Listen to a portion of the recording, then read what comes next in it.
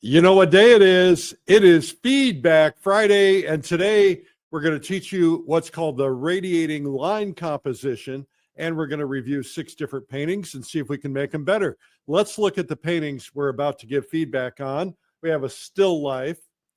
We have a kind of a fantasy landscape, a landscape painting, a boat in the landscape, a market, and a seascape.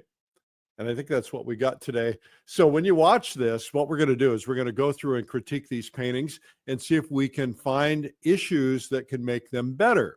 And then we're not being critical. We're just trying to learn. We're not going to be discouraging to you. We want to be encouraging to you, but see if we can find things that you could change that make it better. Getting feedback is a part of learning, and so this is important because we can't always see our own mistakes. We can't see what's drawing the eye. We can't see where our composition is flawed, and that's why I'm here. I'm here to help you to make your paintings better. So let's get this show officially started.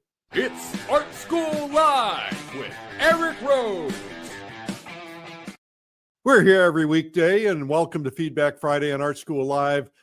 We come in every weekday at 12 noon Eastern, and on Fridays we do feedback, and that's what today is all about. Mondays we do marketing. The rest of the week we do guest artists. As publisher of art magazines, newsletters, frequent competition judge, artist coach, plus decades of painting, I might be able to see some flaws or some things that we could change.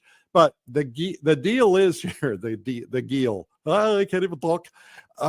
So the deal is be kind, always be constructive. If you tear into somebody, you're going to destroy them, and your words may keep them from painting or crafting or whatever forever.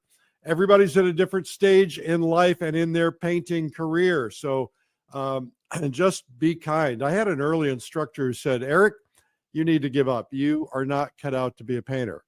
And it devastated me, and I gave up for a long time. I could not paint. I felt like you needed natural talent.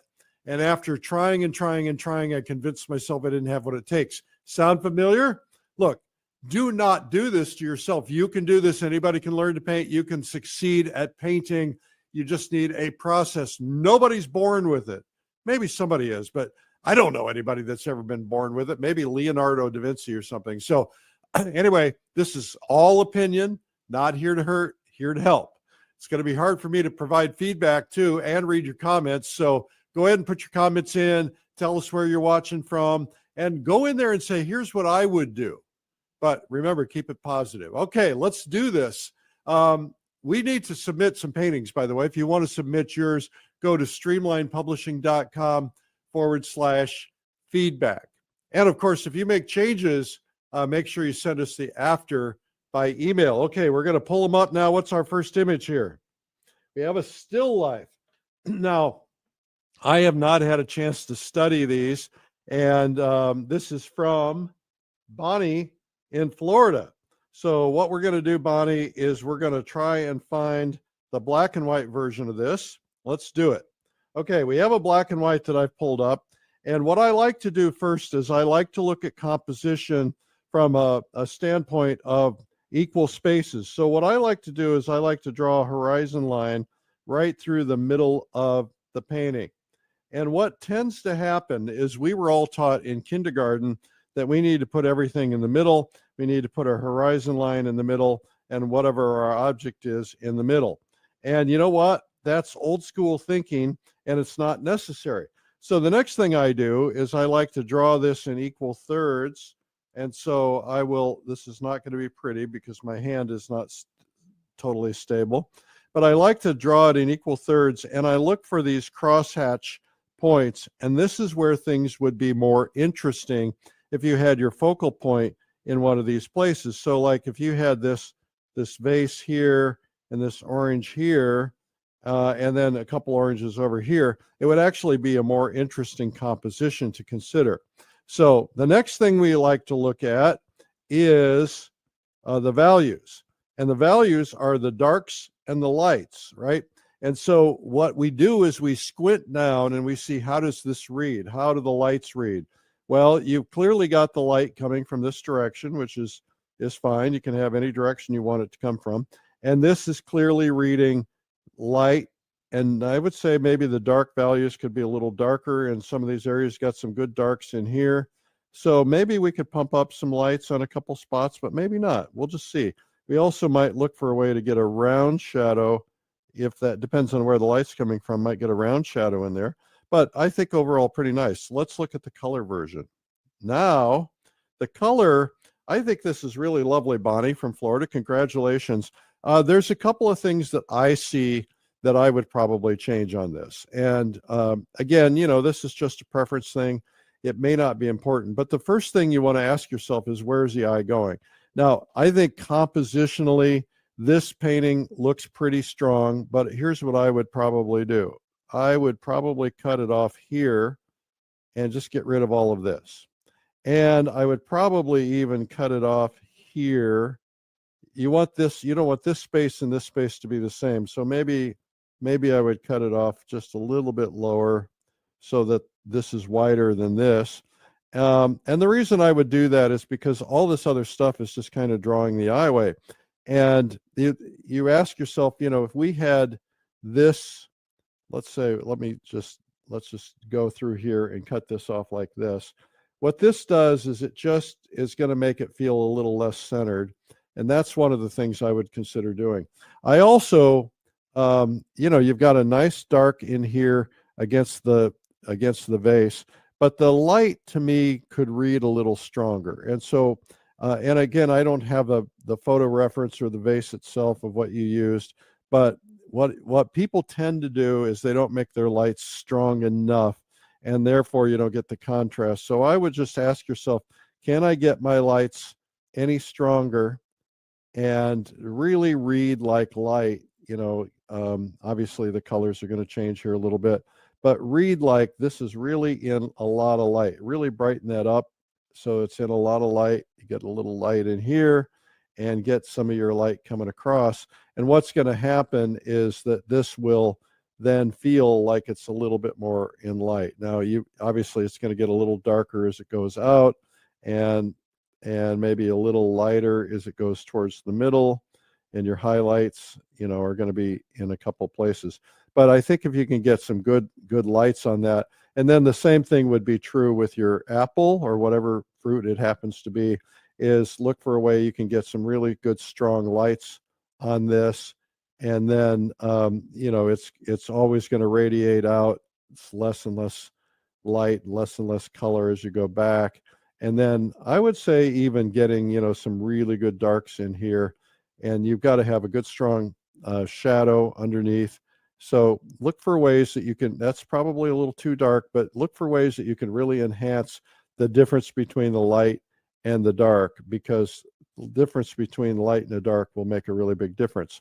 And so obviously you may not want these cherries or whatever they are in the background to be too light, because they're kind of supposed to be in the distance. So I would probably maybe make the edge of that a little lighter. And I would like to see these overlapping a little bit more. And I'd like to see this apple overlapping a little bit more, rather than having these spaces. Because look what's happening here is you got a space here, got a space here. And if you could have this apple overlapping in here a little bit, and have this cherry overlapping in here, it would just make it a little bit better, I think. But again, these are, and I'm making these super bright just to make that example for you. But that's kind of how this works. As you get your colors in here, and then you can also put what's called reflected light.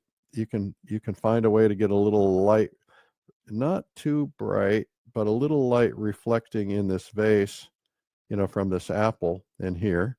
And so I think, overall, this is really nice. I would say you've got a pretty good dark in the background. I would probably, you're kind of showing that curtain, but I would probably just make this super dark back here. You don't need to show too much.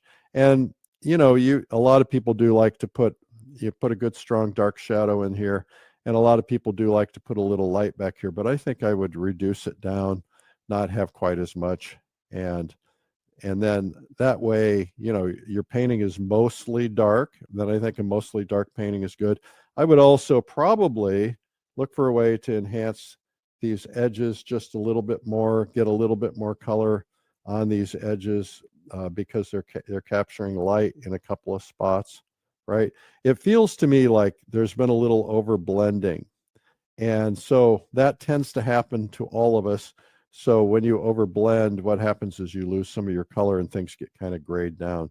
But overall, I think you've done a really great job here, Bonnie. Yay, yay, you get 3 stars. Okay, next, what do we have?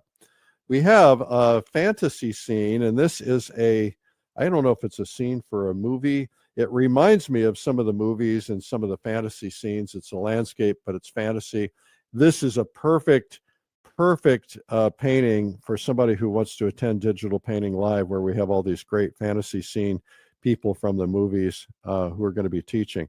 So the first thing we're going to look at is the dead center, and we're pretty good there. We don't have anything dead center. The horizon line is up here. That's good. And this is not dead center. That's good. And I think what's happening is the eye is being drawn here in the black and white version. But ask yourself this question: where is the brightest bright? Where's the darkest dark in this painting? If I squint down, I think it's here. I think it's here, maybe a little bit in here. And then where's the lightest light? Well, it's here, but it's also here. And this looks like broken glass or something, which is pretty cool. This is all very cool. I like all the, the stars and all the stuff shooting around here. But compositionally, I think what I would probably do here, this is from Andrew Stewart. I think, Andrew, to ask yourself, where do I want to draw the eye? And if this is where you want to draw the eye right here, then you might want to kind of mute some of this back a little bit and look for a way you could do that. So let's just, for grins, let's just take some of this gray and mute this back. So what happens now is, even though you're not getting all that detail in there, which is kind of fun, what's happening is, by muting this back a little bit in here, what's happening is now my eye is going to a different place. And so that's one thing you can notice. The other thing is that there are things that we like to call arrows, right? This is an arrow. This thing up here, this thing is, but it's shooting me right out of the edge of the painting. So what if we were to have that, those shooting stars kind of coming down through here, and the idea being that, you're kind of arrowing me to your primary area. Now, the other thing I would do, Andrew, is I would probably really pump up the light in here just a little bit more. It just feels like it could use a little bit more light. That's probably, well, we'll find out when we go to the color. But what I would do is, if you can pump up the light in some areas, and then I think, what I would like to see is, I'd like to see your lights pretty strong on a couple of your peaks, especially peaks that are leading me into the composition. If you have some peaks that are leading me in, and you've got some peaks here, and you can get some really nice effects by getting light on there. And again, it feels a little blended. I can't really see what's going on here. It looks like there's a road. Maybe you want to enhance a little light on that road, maybe get a little light in here and figure out how to drag the eye back there. But let's look at the color version, because this is fun. I like it. Okay, now this is a very dark and very muted scene. And so it feels very much like the movies, and I like it. So congratulations. I see a couple other things that I'm going to just point out to Andrew. First off, this light, these clouds over here, they're not serving any purpose. As a matter of fact, they're taking your eye over here, because when you put it in color, it's one of the lightest things you see, and it's drawing me away from the edge. So look what happens is, if we just take that out, we mute that back, now my eye's not going over there, right? It's not drawing me there. There's a white spot right in here, and that's drawing my eye. And if you want to draw my eye there, that's fine. But I think that, where do you want to draw the eye? You could do you could say to yourself, okay, the goal is to draw the eye here, then to here, then to here, then to here. And if that's okay, then you would mute these back in here. You'd lighten these up, you'd lighten this up, lighten up a path in here, lighten it up, and then lighten it up to go back here and shoot it in. And again, put your stars over here. It feels very, very moody, which is really kind of a movie thing, and I like that. but it feels very brown to me, and it feels like it just needs a little bit of something more, but that's a preference thing, you know. So maybe I'd like to see a little bit of, just a little bit more color, you know, in a couple of spots, just to enhance this just a little bit more. So maybe, you know, maybe there's a little bit more color in there. And is this coming out of the sky or is it going up? I don't know. Let's look back at it. Looks like it's coming down. So maybe, you know, maybe just enhance the color in here, get this just stimulated a little bit more with a little bit of color. And then, you know, you might even want to put a little bit of color in your sky. That's just, again, just a preference thing, but it feels very gray. And again, it might be a mood thing, but maybe just a, you know, a little subtle color here and there might just give it just a feel like, you know, feels a little different. You know, I'm not saying do it lines like that. You can smudge that and kind of put it in there. Just get a little color in there. I think it can make a difference. And then again, I would consider this stuff up here, maybe move it closer to where you want the focal point to be, so that you're getting, you know, getting rid of this and figuring out how to draw the eye in here somewhere. Okay, nice job on that. Congrats. Next, what do we have? Oh, this one's very nice. This is from 𝗙𝗵𝗀𝗱𝗆 in Germany. Wie geht's, Dirk? Sehr gut, sehr gut. Sehr schön. All right. So I like this. I like the feel of this. This feels to me like a plein air piece. It's very lovely. It's got a very impressionistic feel. Let's start out by going dead center and go down dead center. And look what's happening here. We got a tree right there on the center line. If I'm correct, it might be a little bit more like that, but it's pretty close. Let's just do it again. Dead center. Okay. Tree's not dead center, so that's good. And there's not really anything dead center that's taken up. And you know, that tree doesn't bother me. The one thing you got to be really careful of, and you've done a pretty good job here, is you want to make sure that you don't have the same equal spaces, and you've kept it longer. And so this space is, you know, this longer, less long, shorter, very long, right? So people subconsciously look at these patterns. I like the fact that it feels blown out in the background. It feels the snow is really grabbing attention. The question I have is, where do you want the eye to go? Where do you want me to look? What's the primary subject matter in this painting? Now, in the color version, that's going to change. But first off, let's look at values. Where's your darkest dark? Your darkest dark is here, and maybe a little spot on here.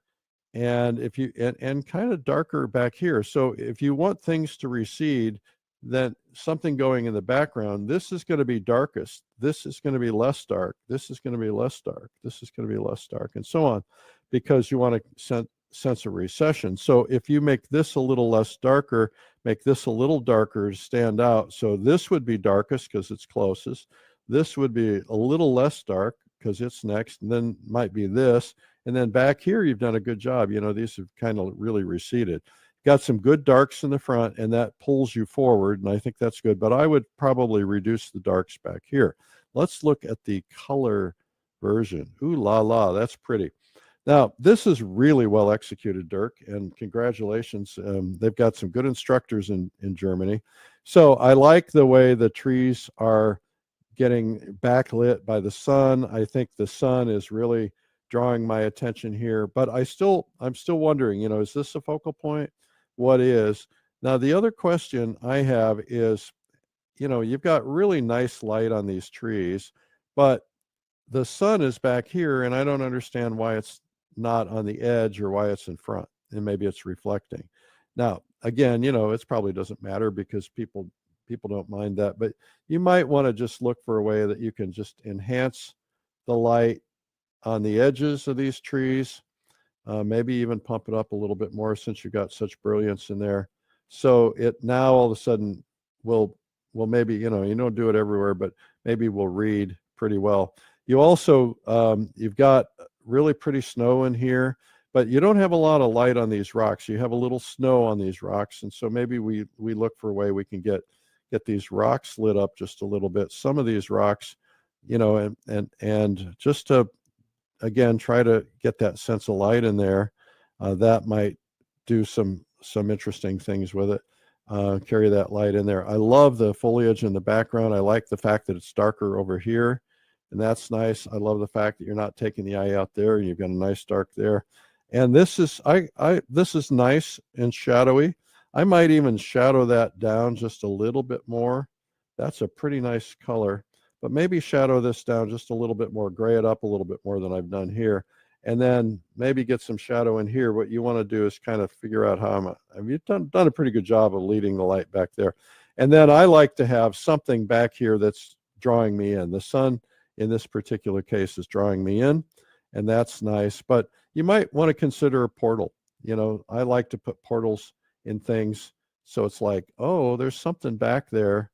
Wonder what it is, you know. And maybe you could even have, you know, a little bit of a touch of something like a you know, a little bit of a mountain or something back there, ski hill or something. It just, you know, to make it interesting. But I think you've done a really good job on this. This is an A++. Good job, Dirk. Congratulations. What do we have next? Oh, we have the boat. I love boats. I'm a boat guy. All right. So the boat is from Reverend Ken Packard in Florida. All right, Reverend, good job. I'm glad to see your painting. I know being a Reverend is a tough job. All right, so I'm looking at this and I'm saying, okay, obviously this is all about the boat, and got a lot of boats in Florida. So we're gonna, first off, we're gonna go dead center down the center line, and I think we've avoided the center line because our horizon's a little bit lower. I think that's good. And right here, we've cut the painting in half. And that boat kind of falls almost right to the halfway point. So it feels to me a little bit lopsided. You know, let's see if we can do this. We need, you know, we've got this is, I think, called a steel yard. So you've got a big heavy weight up here. Now we've got to get a little tiny something back here to give it just a sense of counterweight. So a little tall, small tree back there might help it, you know, just a little something just to make it fall back. Now, where's your darkest dark in this painting? Darkest dark is here, here, a little bit in here and here. And these are pretty dark back here. This is a little dark up here, but I'm looking at this and I'm saying, okay, in black and white, this is textured, this is textured. It almost feels like it's the same type surface. I'm sure on the colored version it's different, but that is confusing me a little bit. And so, and maybe a matter of bringing some of this water up in here a little bit, just so that it feels like, you know, there's a little bit of water in there or something. It's definitely beached. And the shadow, you know, I would put some little streaks of something across the, that's interesting. It's something across just to give it a sense of some water in there. But let's look at the other version. Oh, I will tell you this, by the way, I'm feeling a little claustrophobic. So I like the fact that it's over to the side. I would probably maybe make it the edge of the painting like that. And this way, it's not going to feel quite so claustrophobic because you're taking me all the way over here. And let's look at the color version. All right. So, where is the light coming from? First question. I can't tell. There's light here. There's light here. There's light here. There's light here. There's light on here. And so it's probably an overcast day. And it's probably a very flat light. And I would probably ask you, what could you do to enhance that sense of light? And the way I would probably do that is I'd probably put some of this boat in shadow. So you get, kind of a bluish color for something that's in shadow, and you've got some texture on here, which is really nice. Just look for a way to get some shadows in this, maybe get some shadow over on part of this to give it some form, and that will help. And then this big bright spot here is distracting from this. So what I would probably do, I know you're painting what you see, but I would probably consider getting more of this bush over here. Maybe not all of it all the way, but all of a sudden, just by killing that big white spot, now all of a sudden it feels like, oh man, this boat just beached in here. And it's, see how much stronger it is right there. The other thing is this shadow here is black, but the boat is white. So why is it reflecting black when it's white? So you might want to ask yourself, could I reflect it in the color of the boat, you know, into here a little bit? Why would that be black? You know, so maybe do that, get a little of this blue color in here so that, you know, it's reflecting some of this grass color in here, etc. And just, I wouldn't make that line so harsh. You may have seen it that way. The other thing that's happening is you're taking me off the edge of the painting here. So I would probably go in here and I would mute some of this back just a little bit. You know, you don't, it may have been there, but it doesn't have to be there. And then, you know, you can have this. I would kind of mute some of this back too, because these big shapes, you really want to draw the eye into this boat. I like what you've done in the distance. I think the distance looks good. You know, you've got your nice distant mountains. Might define those just a little bit more. That might help define it. And then your clouds are pretty good, but you might want to get just a little bit more darks in your clouds. It's a cloudy day, and to emphasize that, you might need some grays or something. And then I'd look for a way to really draw some attention. Whoops, that's not the way to do it. Draw some attention to this boat. You know, maybe a couple of spots where you're really just pumping up the light so that it just really feels like a boat. Okay, so just by adding that little bit of light in there, and you can still have the smush and all the goop, but that you want to have that sense of, wow, this thing's really in light. And if you want it to really feel like it's in light, take a little bit of yellow in your white, and that will help it too. So anyway, I think it's really lovely, and you've done a nice job. So again, let's put something in the distance just to make it feel like there's something to give this balance. So it could be right here. I think what we'll do is we'll just put a little tree in here, just a little tree, just to kind of offset things, because if we put it way back there, it's going to be too far in the background, right? So the other thing you could do, here's the other thing you could do, is we could put a little boat in here, right? A little sailboat. All of a sudden, that little sailboat is just giving you some real balance in there, and you could even put a sail on it. See how that gives that sense of balance, so that you're kind of doing this, right? Got this big shape here, this little shape here. All right, next painting. Oh, we have the market. The market. This is really fun. I like it a lot. This is from, who do we have here? This is from Maureen in Maryland. Okay, Maureen, let's do this. Nice job on this, by the way. Congratulations. I think that first off, we'll go dead center. Got a line here, dead center. Go dead center here. Got a line here, dead center. I would probably try to avoid that. Top of her head is dead center. Now, the question I also have is, where are you trying to draw the eye? So let's go thirds, thirds, thirds. This is where I would put the girl, right here. And if it were me, I don't know if I would or not, but if it were me, I'd probably try to make the girl bigger, right? Give her some scale, put a big smiley face on her. No, I'm just kidding. But make her bigger, make this all about the girl, and then all of this is kind of leading into the girl, right? All of this back here is a lot of sharp detail, which could be smudged back and could be a lot less detail, because this is really what the painting is all about, is it's the girl and all the stuff in the foreground. And that's a wonderful opportunity to play with texture and color and stuff like that. But look, I'm just going to show you what happens when I just soften the background a little bit. It all of a sudden, you know, if every edge is sharp, your eye doesn't know where to go. So if you just soften, you don't have to have every detail everywhere. And what happens is, now all of a sudden, and this is a little smushier than I would probably make it myself, but now it feels more distant, and it also feels less important. And you know, you got a cake pan in here, and you got a lot of stuff in here that's drawing the eye, but what you really want to do is draw the eye into the main focal area. Now we're going to go to the color version of this. This is so much fun. It looks like a lot of detail. I can't tell what is in those bowls. This kind of looks like taffy to me. So again, you know what I would do compositionally, you know how I would soften things. You've done a pretty good job perspective wise. So you've got a bigger bowl here, and this is smaller, and these should be getting smaller and smaller and smaller and bigger, you know, based on that.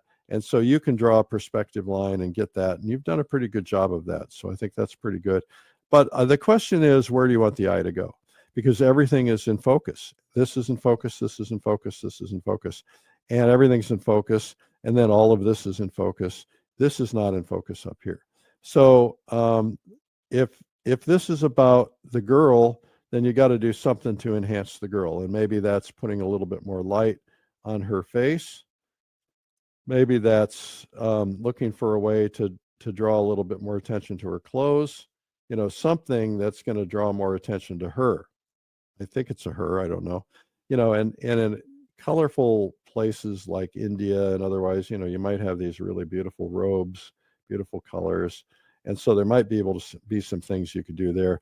And then look for ways that you can really pump up some color on some of these things. The other thing that you want to look for is form, right? I'm assuming the light is coming across here. And if that's the case, these baskets of stuff are not going to be all in light. You know, you're going to have some form. And so you want to remember to create a little bit of form. Remember, a ball has form, right? And this is going to be darker back here and less dark and so on until you get to the front.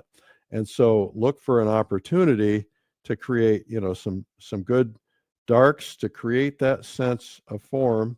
And those darks, you got a little bit of it in there. And so just look for ways to do that. And then I would just look for, you know, as you get closer to the subject line, which is going to be, or the person, it's going to be right back here. What I would do is I would really enhance the colors right around her. And then I would soften these edges up here so that not everything's in focus, but you want things in focus closer to the focal point. Good job on that, Maureen. Let's go to the next one. All right, we have a seascape. Yay, I love seascapes. All right, so this seascape is from Teresa Thomas Edgeworth in Pennsylvania. Yay, Teresa, good job. Congratulations. This is really, really a cloudy, windy day. I can feel the emotion in this painting, and it's really wonderful. Let's go through dead center. You've done nothing wrong here. You know, this is all looking really good. You've got a nice low horizon line, which is good.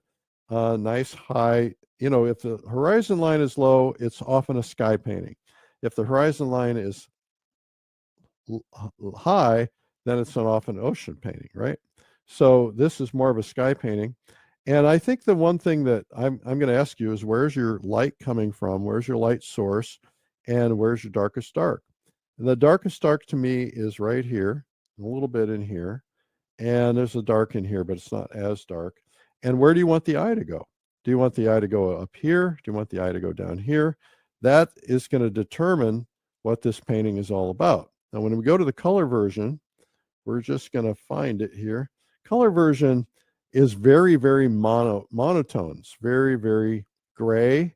And grays, by the way, are beautiful, but it feels very gray and a little bit bluish. But I don't know where the eye is to go. So I would pick something. If you want the eye to go somewhere, I would consider pumping up some color in here, right? So maybe we just get a little bit of color in this sky. Maybe there's this, you know, source of the sun is in here somewhere. Get a little light on this. I think your edges, Teresa, could be a little softer. So skies, you know, skies are always pretty soft. And there's a lot of hard edges in this. And if you just soften that stuff up, soften up some of these clouds, what's happening here is you've got a little bit of a splotchy thing going on. And I used to do this all the time. I still do it sometimes. And all the little spots, oh, I'm noticing something. Hey, hang with me. I'm just going to play here for a minute. I'm just going to soften this sky up considerably. Just watch what happens when I soften this whole sky. All of a sudden, when I soften this sky, the ocean, see how that busy water in the ocean becomes more visible and is more pleasing to the eye? What happens is if you have too much pattern and too much blotchiness, if you will, what happens is that you can't see it. You can't see everything. So just by softening this sky up, and as a matter of fact, I'm just going to take a little of this color that's in here, and I'm just going to blend it in here just a little bit more, and I'm going to take some of this sky color, if I can find it, and I'm just going to create some windows just to make this a little less busy, right? Maybe it's more busy right now, but all of a sudden it becomes about this water, and it just becomes really lovely. And so I would just look at what happens when I undo that. See how your eye doesn't know where to go? It's because you got all that busyness up here, and you got busyness down here. So if you eliminate the busyness up here, focus down here, or vice versa. Now the other thing is you could say, all right, I'm going to soften the water. And so we're just going to soften the water a little bit. Everybody's going to know it's water because it's, you know, it's a water scene. And you soften it. If it's sharp everywhere, you know, soften it down towards the edges and stuff. Now what happens is when this is softer, now it becomes more about the sky. See how that makes a difference? I also would say that I would like to see a little bit of beach or something in here. You know, maybe there's some light in here, and there's some spots where there's some light hitting, and so that this is kind of a combination of the water hitting the beach. And it depends on what your source was, but I like to see a little bit of color in these waves, and that could make a big difference if you try to figure out how to get some color when these waves are flipping, and just try to get a little something in here. But again, that's a preference thing. But I think you've got to decide, is it here or is it here that you want to focus on? If you do one of those two things, it'll make a big difference. All right. So I'm going to get rid of all the stuff I did here so you can just look at how sharp that is. I think what I would do is I would de-emphasize this. I would emphasize this, get a nice big wave up here, get a nice bright, at the top of that wave, and then get some color in here. That would make a difference. Really nice job on this, though, Teresa. A+. Okay. Do we have any more? We have composition time. Yay. Okay, so what we're going to do is we're going to talk about the radiating lines composition. We talk about compositions a lot all the time, and we still will repeat them because they are worth repeating. The idea of radiating lines is you've got a subject and you've got stuff radiating out from it kind of in all directions. And so let me show you an example of that. Here is a low horizon, and you've got the crops, or you could have the roads or whatever, and then you could have the clouds kind of radiating in, really softly, subtly, and they're like arrows going to your composition. And so that's a fun thing to do. You can also do, you can do a high horizon, and your arrows could be the mountains, right? So you got a mountain here, and you got another mountain back here. Your arrow could be a mountain coming in. You could have clouds coming in, and then, you could have your big road, and then you could have, the grasses or the crops. That's radiating. So ask yourself, what could I do that would be a radiating composition? Okay, that's what we've got for today. I want to remind you guys that there's something coming up that's really cool. It's called Digital Painting Live. We're going to pull up some of these things here. You got Tiffany Mang, Dylan Cole, Jennifer Wang, Mike Hernandez, Nathan Folks, Marco Bucci, and John Burton. These are the top digital artists in Hollywood, people who have done some of the biggest movies, some of the most important movies like Lord of the Rings and Avatar, Marvel movies, Disney movies, Shrek, all kinds of things. And they're going to be teaching digital painting. And what I've been doing here on my tablet is digital painting. Now, let me show you a digital painting I've done here. Let's pull up my tablet. This is a digital painting that I did in my tablet. And, you know, all of this is done digitally. And I'm not very good at it, and I'm really excited about looking at these people, but I carry my iPad with me on the plane, and I'll sit there and I'll do stuff like this, and I'll put an airplane going in here. Woo! Right? So, and shooting the boat. When I was a kid, I would do stuff like that. And I could have a little person swimming here. Help, help. But the idea is if you learn digital painting, it does a couple of things for you. First off, you can have a lot of fun when you don't have your paints out. And sometimes I'll paint plein air with my tablet. The other thing is, if I can find it, here is an example of, here's a thing I did. Mike Hernandez was on, and I was copying what he did. But this was planning a composition using basically 3 tones, right? A light, a medium, and a dark. And those 3 tones helped me work on my composition. And so this is what you're going to learn in Digital Painting Live. Here's an example. It's kind of a rough one of something I was kind of planning a composition to see if I liked it. And so you'll have the opportunity to learn from these masters, these people who, they don't draw like me. They're not slobs like I am. But, you know, here's an idea, you know, drawing on a tablet. And so the idea is that you can learn from the people who know how to do the top stuff, and we can kill that now. And then come to it. It's called Digital Painting Live, and it's for artists. These artists, by the way, all these people who work at all these major film companies, they're all traditional artists. They're going to talk about traditional art, and they're going to show you techniques that you can use both in traditional art and you can use painting wise. You're going to get to watch them all paint, which is really cool. So that's at Digital Painting Live coming up June 14th. And it's very, very, very inexpensive too. It's $47 to attend for a full day. It's like 8 or 9 hours. I mean, that's like pennies a dollar, it seems, right? So the idea is we want you to learn this and get in there and learn from these people. So make sure that you check it out, Digital Painting Live.